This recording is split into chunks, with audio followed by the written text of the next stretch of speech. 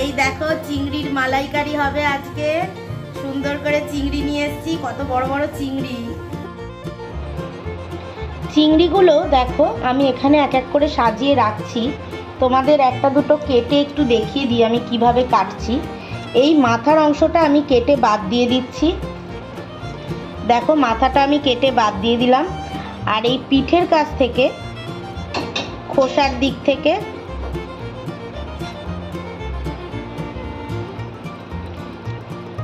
কাটলাম। এর মিডিলে এই যে কালো রঙের এটাকে অতি অবশ্যই বার করে নেবে। এই কালো রঙের এটা অতি অবশ্যই বার করে নিতে হবে, কেন এটাই ওদের পায়ুনালী। আর এখান দিয়ে আমি খোসার মিডিল পোর্শনটা আমি ছাড়িয়ে নিচ্ছি। মাথাটা আর লেজের দিকটা রেখে দেব, দিয়ে এইভাবে আমি একে একে সবকটা ছাড়িয়ে নিচ্ছি।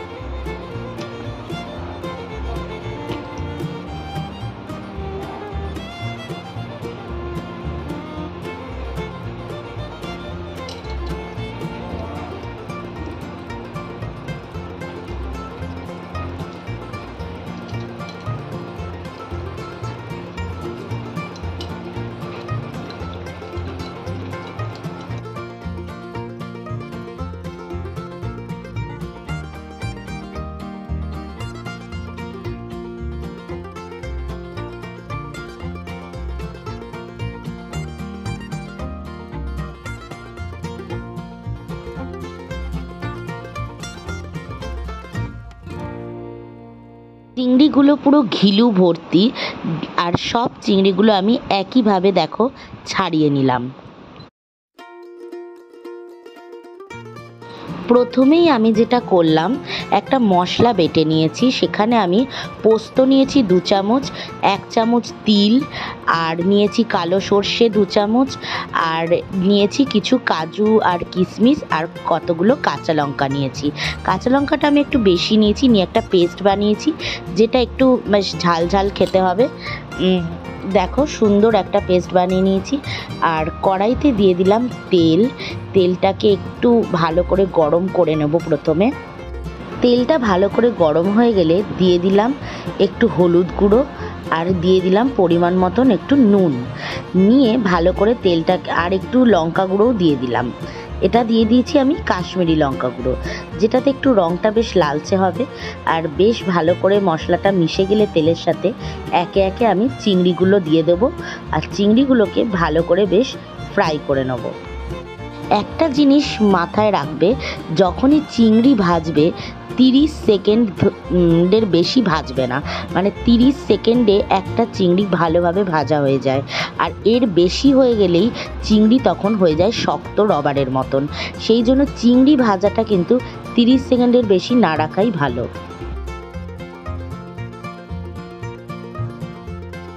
চিংড়িগুলো ভাজা হয়ে যাওয়ার পর চিংড়িগুলো তুলে রাখলাম। আর দেখো চিংড়ির ঘিলুগুলো বেরিয়ে পুরো তেলের মধ্যে মিশে গেছে, কেননা এতটাই চিংড়ির মাথায় ঘিলু ছিল। আর এরকম ঘিলুওয়ালা চিংড়ির টেস্টটাই দারুণ হয়।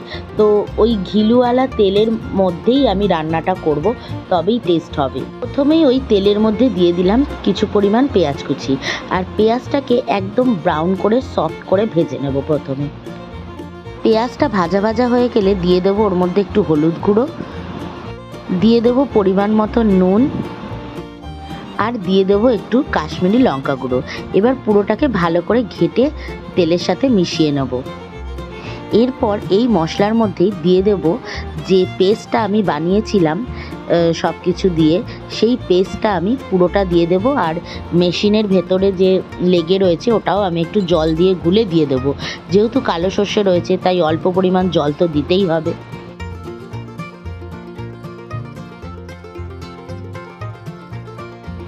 ভালো করে মিশ্রণটাকে ঘেঁটে নিয়ে এবার এটাকে একটু ঢাকা দিয়ে আমাকে হতে দিতে হবে যতক্ষণ না তেল ছাড়ছে, ততক্ষণ কষাতে থাকবো। দেখো তেলটা ছেড়ে এসছে, এবার আরও কিছুক্ষণ একটু কষিয়ে নেব। কষানো হয়ে গেলে দিয়ে দেব ভেজে রাখা চিংড়িগুলো।